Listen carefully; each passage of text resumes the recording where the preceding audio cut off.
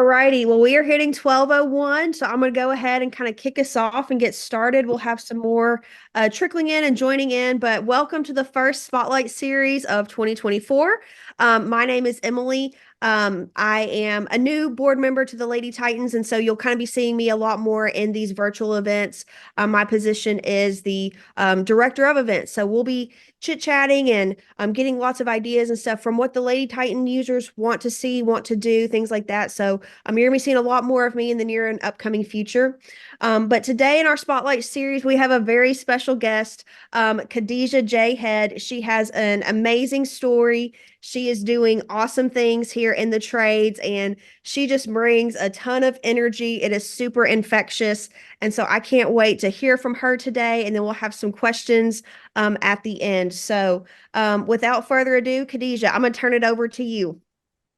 Awesome. Thank you so much, Lady Titans and Emily. I didn't know I was the first of 2024, so Sure. Yeah. really big shoes to fill. I don't have big feet, but I know how to put on multiple socks, so I think I'm good to go. And I don't know if this is appropriate. I see a lot of people off camera. If you can be on camera, I would love to see your face and I understand, like, if you're at work and you sneak in with your earbud in while you're dispatching CSR and or doing what all us women do, control the world. I completely understand, but the more that I can see your face, the better.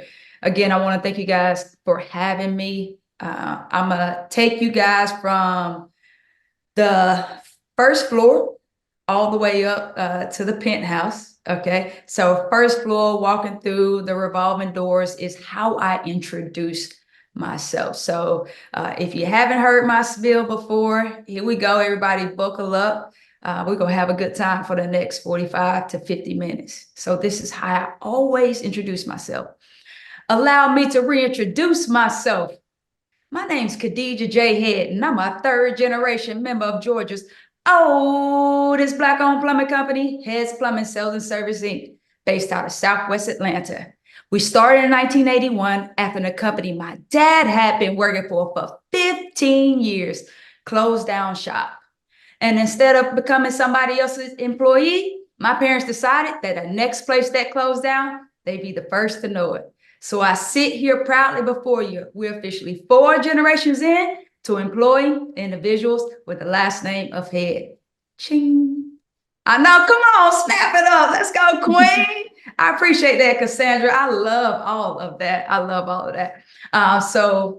You and I, so all of us in these nice little squares, we have a level of commonality. So we are all invested in the trade in some shape, form, or fashion. And another thing that we have in common is we all got here different ways. None of us, went elementary, middle, high school. I want to join the trade. If you did, kudos for you. My road, it was not that at all. Again, my last name is Head, company's Heads Plumbing Service. So my entire life, all I've known is my family as entrepreneurs. Company started in 1981. I was born in 80. So come out the womb 12 months later, we have this incredible business. But little do most people know that I am actually new to the trade. So I am in my junior year of the trade. For the great majority of my professional career, I was a Division I women's basketball college coach. So that was how I paid my bills. That's how I paid my mortgage. That's how I funded my vacation. So I'm going to start there. I'm going to tell you a little bit about me, a little bit about us. I'm going to tell you who we are and why we are. And then I'm going to bring it all together, talk about big team, little me, give you guys some takeaways that you can implement into your personal, professional, and financial life. Those are the 3 cornerstones that I like to speak upon. So a little bit about me. Khadija J Head, 15 years. My alter ego on Twitter was Head Coach Head. Get it? Head coach, last name is Head. I was destined to be intertwined with basketball. I was the only girl in my neighborhood, grew up with two older brothers, so they always made sure I got picked on a team. And then eventually I got good enough to ensure that when I picked my team, they made sure I got enough shots up. So I made sure they got picked as well. So I went through high school, always a part of a team. I was very fortunate enough that I received a full scholarship to go to Murray State University. I am still the single game assist record holder set in '03. So when I raise my right hand, I pat myself on the back. Cassandra, you are like my best wing woman. I absolutely love it. So I played college basketball, and from college basketball, I got right into coaching. I made my first pivot in my life. I understood that I did not have the skill set to become a professional basketball player, but I love being a part of a team. I love being a part of a collective. So my natural pivot was in coaching. My coaching tenure, I started my first job at the University of Arkansas. From there, I went to Middle Tennessee State University. That's in Murfreesboro, Tennessee, right outside of Nashville.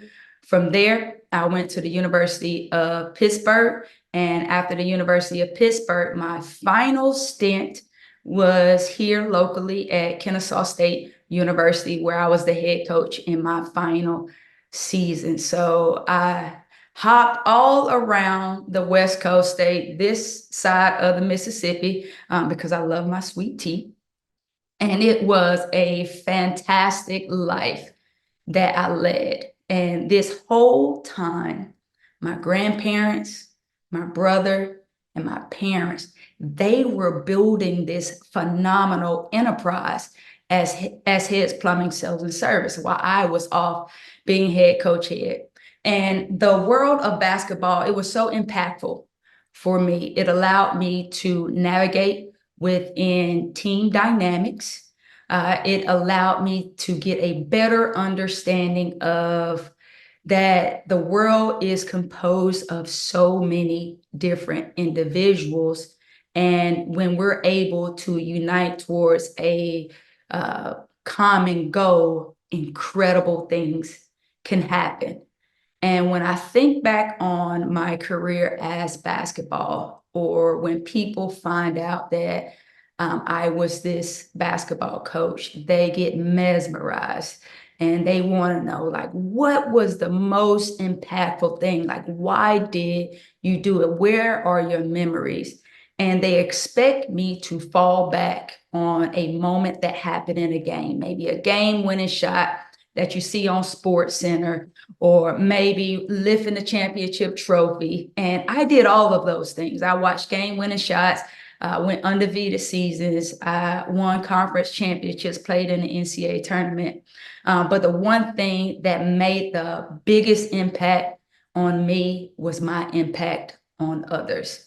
So what I mean by that is my greatest joy in coaching college basketball was always finding that first generation college grad, because I knew that when it comes to having influence and impact, all it takes is this one moment in time, because we all become what we see. So what I mean by that is, when you grow up in your environment and you look to the left and you look to the right, you're going to see individuals that have everything in common with you.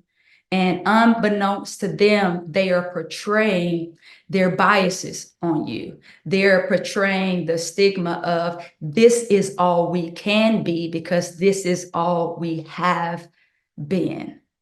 So when I find that first generation college grad, you find an individual in the family lineage that will say, hey, college is possible for me.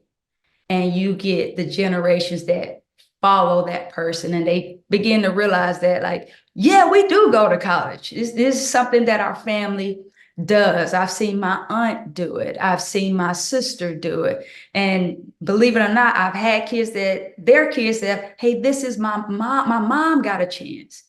to do this. So that was always my greatest impact as being a college coach, because I understood that by introducing something that was not familiar to a family line, I had the opportunity to change absolutely every single thing. Now I'm going to transition to tell you a little bit about Heads Plumbing. So all this time, I'm out being this fantastic basketball coach, globe trotting across the world, recruiting kids from here to there, and my family, they're growing this business that prior to my existence did not exist. Let me tell you the story about Heads Plumbing. Again, we're located in Atlanta, Georgia. Atlanta, Georgia is a cornerstone when it comes to a couple of things in the history of our country, in the country of America. When it comes to the civil rights movement, it is a absolutely melting pot, to the fact that yesterday was MLK Day. So a lot of the history of Atlanta is made as national news. My parents, they're baby boomers, and I have the most amazing kudos to baby boomers. They are the generation, they are the largest generation. They are the generation that really changed everything for us as women, as a collective, and then also for us as a country, as an industry. Again, as I mentioned in my intro, my dad had been working at this railroad company, Safety Railway, for 15 years. And then all of a sudden he showed up to work one day and it was chains on the door. They said, there's no longer work. We don't need you guys. Thank you, but no thank you. And in the 80s, President Reagan was our president. We were going through a recession. So I want you guys to put yourself in the mind frame of what the recession of the 80s was. So prior to COVID, the 1980s recession was the largest economic downturn in society. So think about two baby boomers having the courage to say, you know what? We had a steady W-2 job. It's super easy to go get another W-2 job. But you know what? Let's go see if we can manifest some customers. Let's go convince some people to let us turn some wrenches, switch out some water heaters, all while we have a 1-year-old and a 3-year-old. Sounds like a good idea, right? I wouldn't have the courage to do it, not at all. But my parents, they persevered, they endured, and they started this company that's Heads Plumbing. And it's always funny when I hear my parents talk about the early stages of industries. I understand that I am in a unique position where I'm a third generation. So the foundation was built prior to me. And so I lean on the expertise of them. What I mean by that, I often say this, that any fool can learn from experience. The wise and most successful individuals, they learn from the failures of others. What I mean by that is, in each of our organizations, we are surrounded by individuals that have more experience than us, whether that's directly in our field, parallel to our field, or individuals that directly report to us.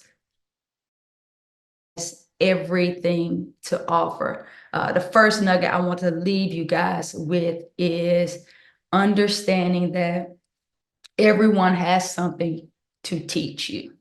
As leaders, as women, as head of departments, as head of organization, as head of our household, I want us to stand proudly in who we are, what we are, and why we are, but also understand that when we are speaking to others, when we're meeting others, whether that is a new friend, a new customer, a new coworker, that someone and everyone knows at least one thing that you do not know is true or exists. So always when you're interacting with others, be sure to take a piece of them with you and also leave a piece of you with them. Back to the story of Heads Plumbing. I'm gonna pivot a lot. I'm sorry. When my mind wanders and a thought comes in, if I don't let it come out my mouth, I promise you, y'all gonna miss it. And I want to make sure I give you guys as much influence and impact as possible. Back to the story of Heads Plumbing, again, a company that my parents started. My dad is a master plumber. My brother, Odari, he is a master plumber. He got his master plumber's license in '03. But I want to take you guys 2 generations back from me to my grandparents.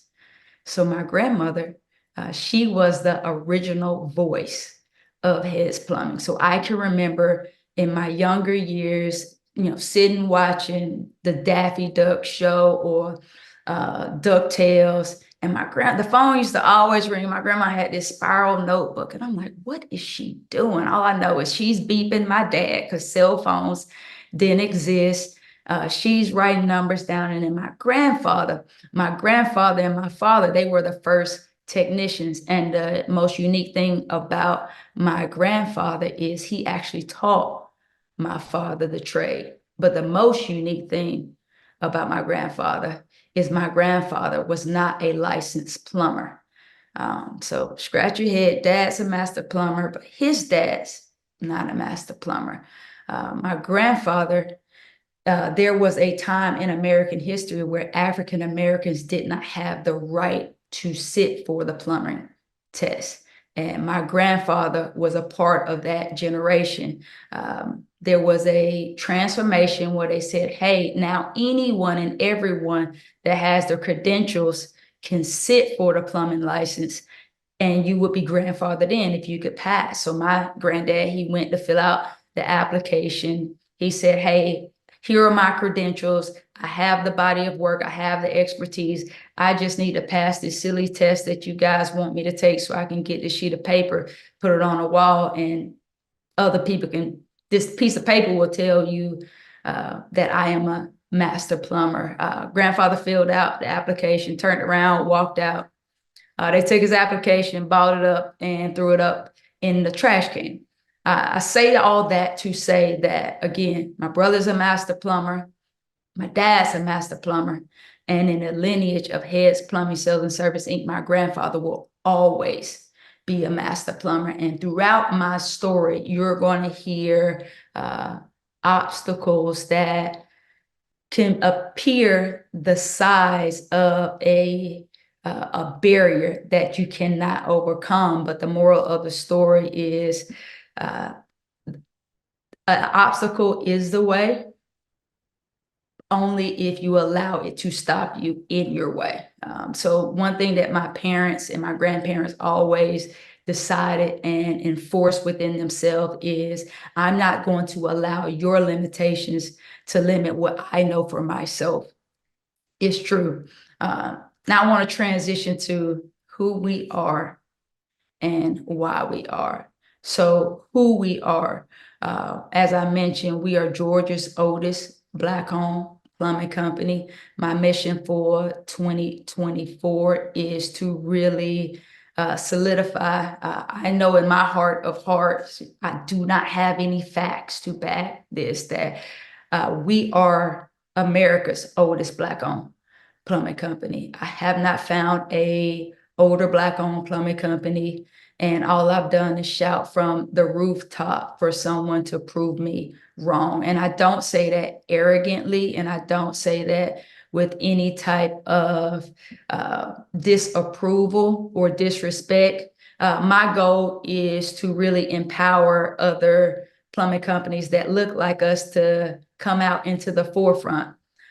Because for so many years, Black plumbers, one, we didn't exist, whether it was on paper because we were not allowed to take the test, or two, we didn't exist because the amount of us out there was so very small. I look out today and there's about 8% of plumbers that are Black, and that number is even smaller when it comes to Black-owned plumbing companies. So who we are, what we are, and why we are.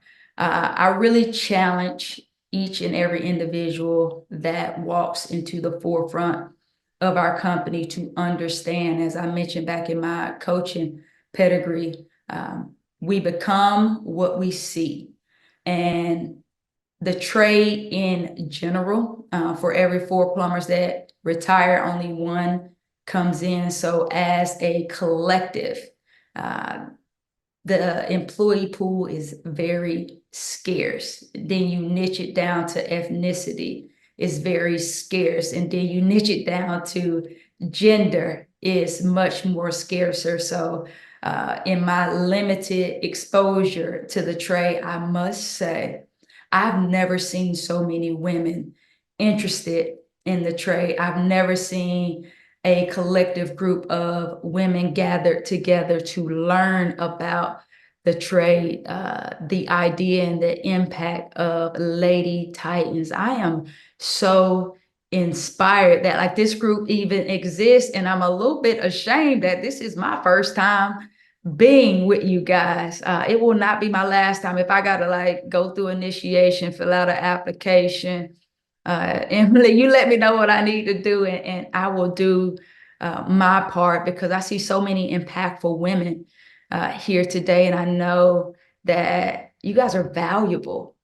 You guys have way more experience than I. You have great stories. You have great narratives, and I've already said, the wisest person learns from the experience of others, and I see so many people that I would love to hear about your journey and your impact. Taking it down to our company, we have fantastic individuals that make our company who we are. You're not in business for 4 decades just by yourself. Your body, your mind, and your sanity do not allow for that. You are surrounded by great individuals that make up your customer base, more impactful individuals that make up your company base. So I want to share with you guys our why. So working for us, we have a fantastic group of moms, dads, aunts, uncles, sisters, brothers, cousins, and I am so super protective of everyone that we invite into our family base. And I truly call them our family. I mean, I spend more time with the people I work with as you do than my real family. Thank the Lord. We just had a 3-day weekend. I don't know if you guys had one. So I got some time to just relax and reprieve and recharge. But I say that to say, when I look at the individuals that are a part of our company, the issues that I face are still the issues that you face. So what are those issues? Everyone's not happy to come to work absolutely each and every day. The technicians, they always think they're right. But would you guys agree? No, I'm like, I listen to the customer. I know the call. And then, you have those customers that just all you can do is smile when you hang up. So what I mean by that, and why I speak about all of that, I want to talk to you guys a little bit about our why and how I get to our why. So our interview process is, I think it's unique. It's the only way I know how to interview people, and it's the only way I know how to influence and impact people, is to identify their why. So interview process is the same no matter if you're interviewing for a CSR position, dispatcher position, lead technician, or one of our maintenance tech. It always starts with a simple text message. Hey, I got your resume off of Indeed. I see that you're looking for employment. And the automatic reply is yes. And I follow that with the same exact text message. And that text message is awesome. So, what has to be in line in your professional life and your personal life to ensure you have a great day? That question is going to tell me the core of the person.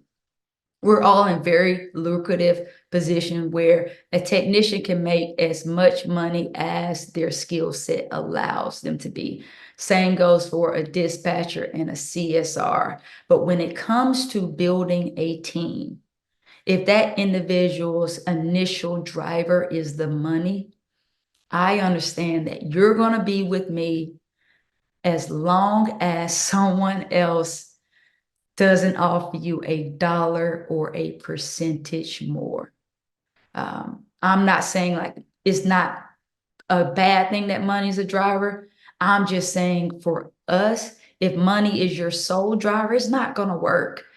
Because I invest so much into the person on the onboarding process that I want to ensure that this investment that I'm making on the initial, 30, 60, 90-day probationary period, I'm going to get a great return on my investment. The individuals that, oh, you got a question? I see the bubbles. Well, yeah, Khadija, could you repeat that question for us again so I can type it in the chat? Because it's very telling, and that was a very unique way of how you phrased it. I'm going to go to my text thread because I got one in the chamber right now. Okay. How's he responding? We'll let you know if we like him or not. Like, Okay. All right. Well, I'm just responding. Okay. So here it is. It says, awesome. When it comes to employment and quality of life, what's most important to you? Again, awesome. Exclamation part. The exclamation part is key. They're like, oh, okay. When it comes to employment and quality of life, what's most important to you? For awesome. example, what do you need to ensure your professional life and your personal life is happy? The reason behind that question is going to tell me about the actual person. It's not going to tell me about the employee. It's not going to tell me about how successful they will be in that role. It's going to tell me about the person. It's going to tell me about when this person is having a bad day, like what's most important to them. It's going to tell me who depends on this person. So I can understand, when they come in from a weekend, like what type of home life are they coming from? Are they coming from a home life where it is a lot of kids and a lot of chaos and work is like their solace? Or are they coming from an environment where like their family is key? For example, one of our technicians, he moved to Georgia from Florida. I gave him that same question, gave him that same onboarding process. He went through it. We had a date set up for him to start. I'm waiting for him to show up to work. All of a sudden, the office phone rings. CSR picks it up and she calls me. I'm in the back of my office. She's like, there's some lady on the phone saying her son is supposed to start today. I'm like, oh, yeah, that's Shane. Well, it just so happened that on Shane's initial day of employment, he got news that his grandmother passed away. Shane didn't call me to let me know that, hey, this had happened. His mom called me. So that told me two things about Shane. Okay. It told me that one, family is very important to Shane. Two, it told me that his mom is super important to me. So I had two things in my toolbox that I know when these things come around, I know I can make micro deposits into the man, the technician, the person, Shane. Last week, 2 weeks ago, Shane texted me and said, hey, like my mom's coming to visit. Can I take the days off? And my reply was, why are you even asking me this question? Like our company, it existed before Shane. It's going to exist after Shane, and it's going to exist during this time when Shane's mom is in town. So I said, you never have to ask me. I just have one request. You have to tell your mom to call me because I met your mama before I met you. And Shane saw so much value in that one that, as a corporation, as a company, we all say we are a family business, but this was like my display. Your words can say one thing, but when your actions mirror those words, like your strength and your bond between that employee grows. I have another technician. His name is Byron. Byron was pre-Khadija. Byron has been with Heads Plumbing for over a decade. So he's 10 years strong and rocking our logo. Last year, we were looking for a helper. And as you guys know, help is hard to find, and it's even harder for help to show up. When people interview, I'm telling you, the person you meet and the person that show up, ooh, especially show up 3 months later, oh my gosh, two very different people. Um, I told Byron right away, absolutely. No interview needed, no questions asked, because I knew the fabric of the man of Byron. Byron is an individual, again, that's been with our company for 10 years, on and off. And when I mean on and off, Byron moved his family to the continent of Africa on 2 different occasions. And on each occasion, when he was ready to come back, he always came back home to Heads Plumbing Service. So that taught me a couple of things about Byron. One, Byron values family. Prior to joining our company, Byron was not a homeowner. And he tells people to this day, thanks to Heads Plumbing, I'm able to provide for my family. I'm able to provide a home for my family. I say all that to say I know my drivers with Byron. Byron wants to know that he's valued. Byron wants to know that he's appreciated. And Byron sees this company as an opportunity to not only enrich himself, but to enrich his son. So I make a point that when we are at work, I don't address Ben as Byron's son. I don't address Byron as Ben's dad. I want to ensure that Ben knows, hey, you are a young man. You just happen to work alongside your dad. And I want to make sure that Byron knows, thank you for entrusting us with your most valuable asset, your oldest son, your heir. And we are going to groom him. We are going to grow him into the most outstanding individual that you envision for yourself. Last point I want to talk about is big team, little me. That is the biggest asset that I look for individuals. So when I ask that question, if an individual main driver is money or themselves, it's not going to work, because in a team environment, as you guys all know, many hands lighten the load. And if you have an individual that comes from an egotistical, a selfish vantage point, it's not going to work when you need them the most, because their sole driver will be themselves. So individuals and the culture that we cultivate here at Heads Plumbing is big team, little me, and that starts with myself and my brother Odari. I know coming in as early a member, late adopter to the Heads Plumbing family. I could not come in with the arrogance that my last name was Head. So I automatically get an office. I automatically get a fancy title. I knew coming in through the front door, I automatically get to take the trash out. I automatically get the vacuum. I automatically get to make sure that snacks are here for our teammates, our employees. I automatically know, like, when the dogs need to be fed, I'm the one that's going to feed them. I want to show through my actions to my teammates that you and I are equal. My last name just happens to be Head. So when I show big team, little me, it's easy for others to follow, as opposed to my last name's Head. So I'm entitled to this or that. What that means for you guys, we all sit in positions of authority.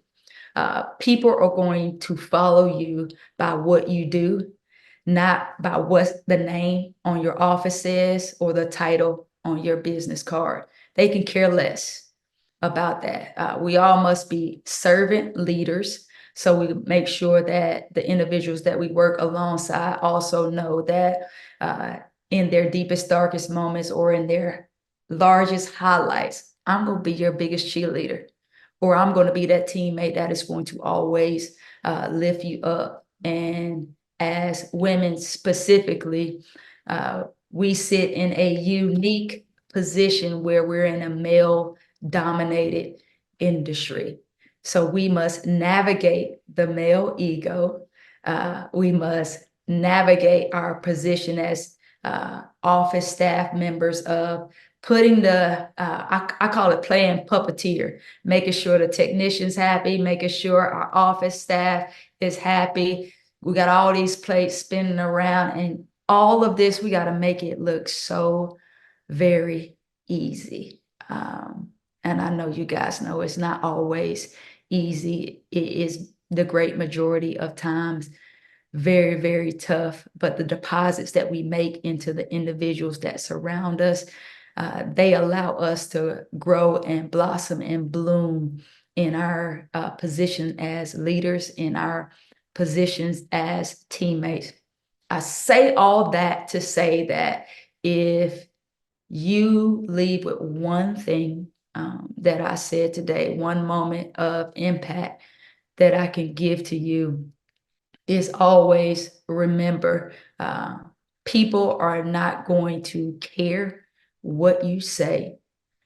They will always remember and remind you of what you do. So do something impactful, do something influential. I appreciate you guys. I see some of you guys are giving me some of your lunch break and in between your Coca-Cola break and coffee break and just moments of your day. I truly appreciate each and every one of you. I'm a stranger to you, and you've given me 40 minutes of your time today, and that does not go unnoticed. So I truly appreciate that. I have spoken uh, without pausing. Yeah. So I am going to allow you guys to ask me any questions you wish. I am an open book. I harbor no secrets. Well, thank you, Khadija. One of the comments in the chat, Felicity said, like, we can hear your heart in your voice. And I know that was sentiments that I was feeling as well, too. And so thank you for sharing your story and your knowledge with us. Does anyone have any questions for Khadija?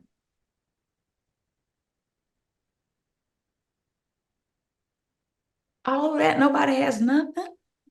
Well, I have one. And so, we're a group of ladies in a predominantly male world. And so we are trying to kind of carve our way to earn a seat at the table, stay at the table, have a voice. And you mentioned how there's not a lot of other minorities. So, like, women are a minority in the trades, but even, I mean, I think you said there's 8% of Black plumbers. And so, Mhm.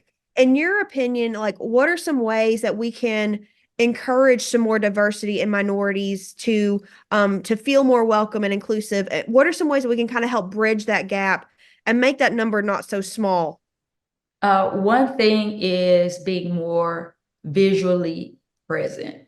What I mean by that is it's so easy to get caught up in your day-to-day life of these are my responsibilities. These are the people that depend on me, and it can become overwhelming and overbearing that sometimes we forget, like, in order for people to know that we exist, we must show them we exist. So reaching out to the next generation, not even reaching out, reaching back and meeting them where they are.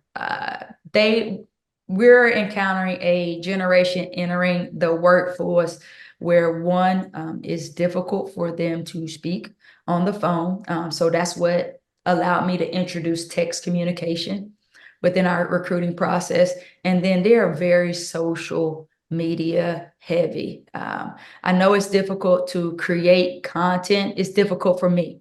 The one thing that kind of keeps me centered around that is to remember that I am the content. So a lot of times just, setting up a phone to capture your day to day, or getting like candid videos or photos of things that happen in your office to spark that interest of taking away the stigma of what the trade is, and the fact that, females don't exist, because we do. Like, I'm literally looking at all of you guys, and there is a group of unknown ladies that have no idea that you exist, each of you. But once they see you for the very first time, they're going to understand that, wow, like the trade is not just in the truck. The trade can be so much more. Also, the trade will allow me to grow and bloom and blossom sometimes, like within the comforts of my own home. Like, I see a lot of you guys working from home. Like, that's a leisure. You're changing the narrative. You can be more present in your kids' life, more present in your friends' life, the flexibility of the trade, where you're not, on that hour commute, stuck in the car, worried about who's going to hit your car, worried about what am I going to do with this time. Like, the trade is something that is so much bigger than what's actually presented on social media. Like, I follow a bunch of, plumbers on the trade, and they are quick to show off a pro press or installing a tankless water heater. And I'm like, that's cool, but do you realize your target audience is the women who run the home? I mean, you guys know it. You make your happy calls, and what does the husband say? I gotta check with my wife. I didn't know that was a thing. So, like, let's be very present about making the trade sexy and female friendly. Sexy, showing them what we do, why we do it, and how impactful we are in the lives of our companies. I love that. I wrote that down. The trade is not just in the truck. And Mhm. I think a lot of us can relate to that. Like, we're very much in the trades, but we're not always in the truck. And so, but we're still a part of this community and have a voice. Um, the chat was going a little, was sparking up when you were talking about, working in the family business and how you had to kind of earn your way and make your place. It was beyond just your last name. And so I know a lot of us here can relate to working in the business with family. So whether that's your spouse, your significant other, or it was your parents or your grandparents, or Mhm. having family in there, could you maybe tell us like maybe just kind of a funny comical story or something of some interactions or just some like quirks about working with family? Maybe something that we could all kind of relate to. Like, yep, I've been there. Does any come to mind? Yeah, absolutely. So for my entire life, my brother has just been my brother. Like, from the very first day of my existence, I've always just known him as my brother. And I show up to work, June 2021, and all of a sudden they're like, Mr. Head. I'm like, is my dad here? And they're talking about, my brother. And it was my first time, like, seeing him in the light of a leader and a boss. And that is a interesting shift, because when you have like that personal relationship and that personal dynamic, you have to leave that at the door. What I mean by that, I didn't realize that there was a stigma behind family businesses. A lot of technicians that I've interviewed, they're like, "Oh, y'all are a family business." I'm like, "Yeah," and they're like, "No."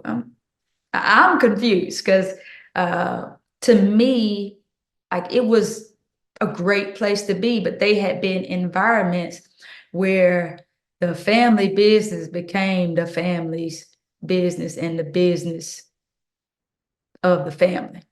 And everybody don't need to be in your family business. So the interesting thing about that is our parents, they make pop-up visits to the shop. So the office staff and the technicians, they get to interact with our parents. And my parents are, I'm sure, just like your parents. My parents, they have been married for 45 years, and over 45 years, they are just comical to each other. One day they came in the office, and it was me and our fellow office staff, Christina and Tony. And, we are at our own little stations, making a day go back and forth. And my parents, they come sit at the conference table, and the conference table is the center of the office. And all of a sudden, like they're going back and forth with little banter with each other. And me and my brother, Odara, like we take pride in making sure the family business stay out of the business. And my parents are going back and forth about family business. And I just say, tap on my little one. I say, hey, don't disrupt the business with your family. And like my parents, they were very startled because like I am the baby of the family. And I had to like discipline my parents, the owners of the business, to tell them, hey, like we are all here because of something you guys did 40 years ago, but we have to maintain like a high level of business stature. And they respected me. So, I puffed up a little bit. So that's like an interaction between my parents, and then just learning to navigate the relationship with my brother Odari. One thing that I take great pride in our dynamic is we can respectfully disagree. And I think that is something like when you get to that point, that's when everything changed, because your siblings or your partner, they have the unique advantage where they know your soft spots. They know where that sore is. They know where that scab is. They know where to pick. And you also know that same thing about them. And it takes a high level of maturity, a high level of respect to be able to engage in a respectful conversation where like you guys are just seeing things from two different vantage points. And like we're on service time. So when Odara and I talk about customer service, I'm like, well, did you listen to the phone call? And it's always so very interesting because he gives the vantage point from a technician's point of view. I give the vantage point from the customer's point of view. And every time we have a conversation where we come with these two different points of view, like the outcome is so much better for the customer, for the company, and for the technician, because we can respectfully disagree. We listen to each other, and then we understand like the ultimate goal is for everyone to win. And in order for everyone to win, it's not just having this one idea of being right, but being able to absorb and listen and filter through the noise and understand what we must keep as management, as a company, and as a team to ensure the health, safety, and ability for our business to thrive.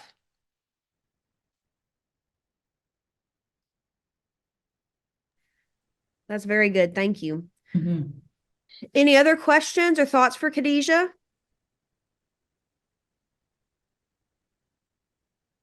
Awesome. Well, everyone is inspired and so moved by your story. So Samara is saying, I think your drive is it is incredible to see your drive behind encouraging the representation in the trade. I'm the only Black person in the office, and we only have one Black technician in the field. And Cassandra said, your story is so powerful, and I appreciate you taking the time to share it with us. They're feeling inspired. So, Absolutely. Absolutely. May I ask the question? sure. How much time do we have? We got 11 minutes. We got 11 minutes, and I think I just knocked us down to 10 by asking how much time we have. I would love to know if each of you could share your one word for yourself. So your one word for yourself that really exemplifies not who you are as the employee, but who you are as the leader. I won't pick to say who goes first, but if we could all think of the one word that exemplifies us as a leader, and I don't want you to limit yourself to your leadership position at work, because we're all leaders in our own lives. You're your individual self. And I would love to hear that from you guys. Yeah, we'll put that down in the chat. Maybe everyone put their chat, put their word in their chat. Mm-hmm. Mm-hmm. And also, last thing, to all you women out there, and I think you said this group is majority female. I'm looking at the attendees. Looks like we're all females. The one thing I really want to encourage you guys to know and to understand that when you have an idea, I don't want you to shrink yourself or your idea because of your position or stature. I want you to always remember that if anyone could accomplish that idea, it would have been given to anyone. But it was specifically given to you for you to bring it into the world. So never make your ideas small, never make your thoughts small, never make yourself small. Hold on to those thoughts and ideas that come your way. They may not be well received today, but when they are ready and the time is right, your idea will be the tiny spark that will ignite a fire. And I love your words. You guys type fast. That's awesome. Yes, Ashley's raising her hand, which might be Sarah, I Yeah, I think. got a question for you. Yes. What is one thing that you're going to do to step outside of the box for you this year? Whether that be go to a conference, be a keynote, what's one thing that you're shooting to accomplish? Okay, can I share with y'all my big, hairy, audacious goal? Okay. All right. So last year I put a post on social media back in August, and I self-proclaimed myself as the most prolific storyteller in the trade. And I challenge all podcasters to have me on their show. Okay. So I got an opportunity to be on several shows. Shout out to the good people at Lemon Seed. Check out my episode with them. It was an amazing show. Got a chance to be on an episode, Toolbox of the Trade with Service Titan. That was awesome. So my big, hairy, audacious goal for this year is I want to get my company on Good Morning America. That is my high level step outside the box, me shooting for the stars. And even if I fail and land on the moon, that is my goal. So my big, hairy, audacious goal where I'm going to step outside of my box is I want to be on Good Morning America, wearing my logo, talking about how impactful the trade is for America as a society, how influential women are in the trade, and how important we all are in contributing to the growth and prosperity of the trade. Fantastic. Emily, real fast, I'm going to throw a challenge out to all of you because we know a lot of podcasters in the trades. And if you guys can start pushing her and suggesting her for Evan and Thaddeus and Cassie and Leslie, it takes a village. So now we need to rally around and see what we can do to help her out. I won't disappoint. I'm telling you, I'll be a showstopper. I promise. I'm bringing all, get me a little light. I got me a microphone after my lemon seed. Like I am ready.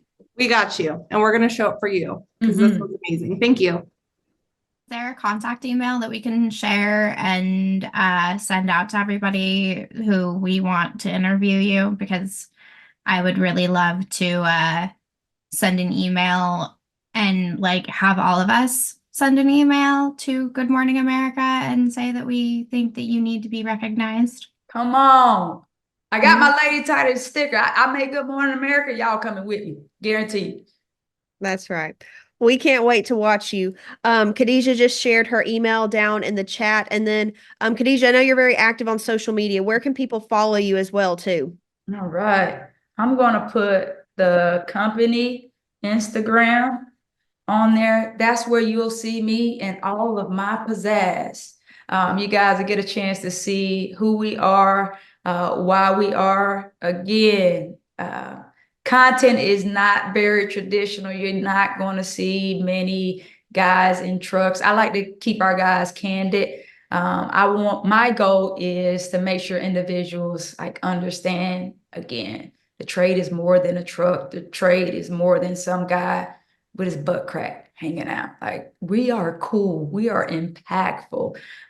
We are, we are what you can be. Like, all your hopes, dreams, and desires can come true because of the trade.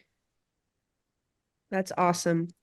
Well, Khadija, thank you so much for sharing this. We can't wait to connect with you more. And when you're on Good Morning America, we're all going to be tuning in, cheering you on, um, making that big, hairy, audacious goal and then reaching it. So we're so excited for that. So we're coming to an end. I just want to remind you guys about some Lady Titan events that we have coming up. The Lady Titans Lounge will be on February 14th, Valentine's Day. We'll be showing some love here in the lounge. I know that'll be a fun day. And then also our Spotlight series will be taking place on February 20th. Always tune in. You'll be seeing some emails with our next guest coming up very soon. And then we'll have a calendar built out a little bit more so that you guys can keep all these dates on your calendar. The more consistent we are with it, the better we'll get engagement and feedback from each other and just building a tighter community. And so I just want to say thank you all for joining this session. Thank you, Khadija. You've been fantastic. We really enjoyed this hour with you. Oh, one more thing. What you got? One more thing. I need everybody to raise your right hand. Raise your right hand. Okay. Raise your right hand. Put it over your left shoulder. Pat yourself on the back. You guys are amazing. You're awesome. All your dreams are going to come true. Nothing happens without you. Awesome. Thank you so much. All right, ladies. Well, we are coming to a conclusion. We'll give you back 3 minutes of your day. We will see you in a few weeks at the Lady Titans Lounge and then back for the Spotlight Series February 20th. Thank you all. Have a great day. Stay warm. Stay safe. Thank you, guys. Thank you, Khadija, for your time. Yeah, it was great.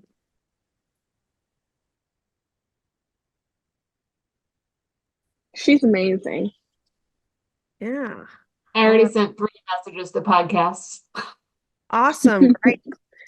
Good. Yeah, Good. I'm currently scoping out Good Morning America. How do you submit like recommendations? So they're about to get blown up.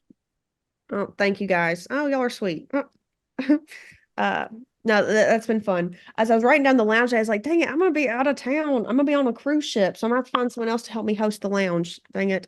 But we'll get that covered. So, all right, thank you, ladies. I will talk to y'all later. Bye. Bye.